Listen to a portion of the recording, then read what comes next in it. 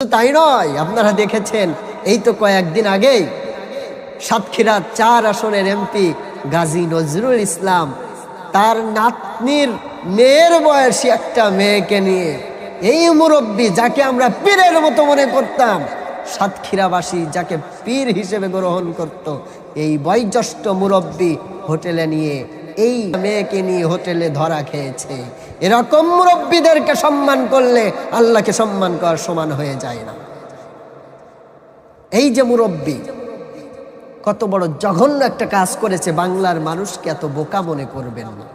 প্রথমে আপনি এআই বলে চালিয়ে দিলেন, ভিডিও প্রকাশ হওয়ার পরে তারপরে আপনি স্ত্রী রাসূলের সুন্নাত বলে চালিয়ে দিচ্ছেন। কত বড় জঘন্য ব্যক্তি, নিজে তো অপকর্ম করেছে, আবার রাসূলের সুন্নাতের উপরে দায় চাপিয়ে দিচ্ছে। মানুষটি এত বোকা না, এত বোকা ভাববেন না। একের পরে এক যখন ভিডিও ভাইরাল হচ্ছে, তাকে যখন সংগঠন থেকে বিদায় করে দিয়েছে, তখন মানুষ, বাংলার মানুষ বুঝতে পেরেছে না, এটা আসলেই সত্য কাহিনী। এই সকল বয়োজ্যেষ্ঠ মুরব্বীদেরকে সম্মান করার কথা আল্লাহর রাসূল বলেন নয়, বরং এই সকল মুরব্বীদেরকে জেনার শাস্তির আওতায় আনতে হবে।